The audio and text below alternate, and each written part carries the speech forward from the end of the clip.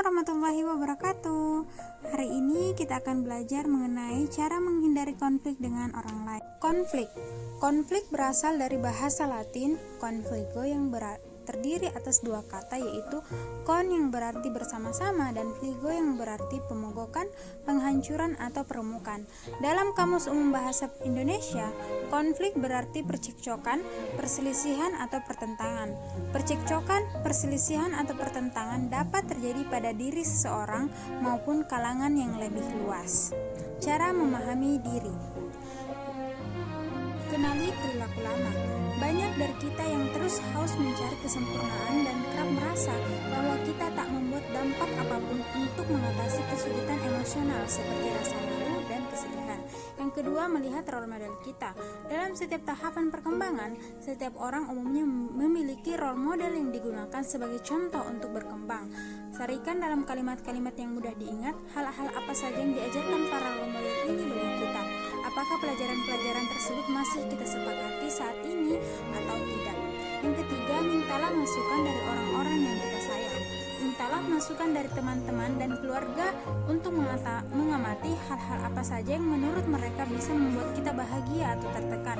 Tentu saja, tak mudah meminta orang lain memberi masukan, tapi mereka akan sangat mungkin memberi masukan yang mengejutkan dan amat membantu kita dalam memahami diri sendiri. Yang keempat, pikirkan lagi kebiasaan, hal apa yang manjur untuk kita. Menurut Hawass, pertanyaan ini bisa menyuguhkan kepada kita kebijaksanaan penting yang bisa membantu kita memahami diri sendiri. Amati, apakah kebiasaan kita itu produktif atau justru destruktif dalam perjalanan kita sejauh ini. Misalnya, kita bisa saja mulai mengamati apakah jam kerja 70 jam per minggu produktif atau destruktif buat kita. Lalu, bagaimana dengan kebiasaan kita yang lain?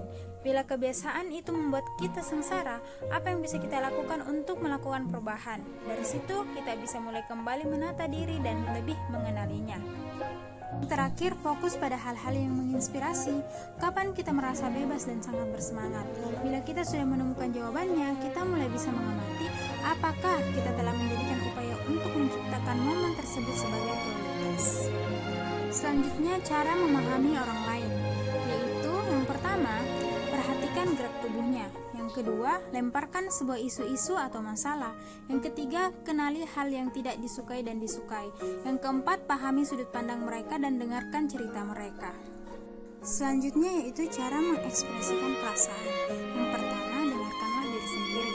Mulailah dengan mendengarkan diri sendiri, memahami perasaan Anda dengan mengenali cara Anda merespon situasi tertentu. Langkah tersebut akan menciptakan keselarasan antara diri Anda dengan perasaan dan emosi, sehingga Anda siap mengekspresikan diri. Yang kedua, akuilah emosi Anda. Mengatasi emosi terkadang cukup menantang, sehingga banyak orang yang kesulitan mendengarkan dan menghargai perasaannya sendiri.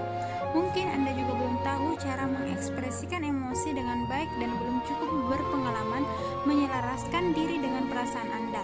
Selain itu, banyak orang yang mudah meluapkan emosi, merasa malu karena emosi yang mereka rasakan, atau justru menyembunyikan emosi rapat-rapat.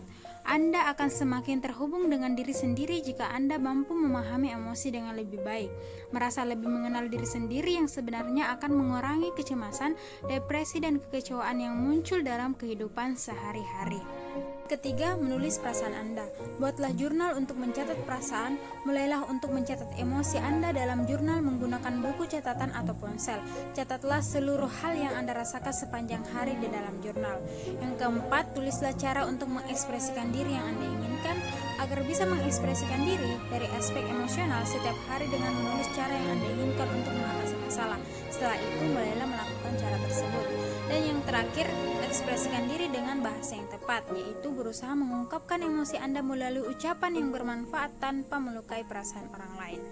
Nah, itulah tadi penjelasan mengenai konflik, cara memahami diri sendiri dan orang lain, serta cara mengekspresikan diri dengan cara-cara sehat tanpa menimbulkan konflik dengan orang lain. Tetap semangat, tetap jaga diri, jaga keluarga, dan jaga kesehatan. Wabillahi taufiq wal hidayah. Wassalamualaikum warahmatullahi wabarakatuh. Dadah.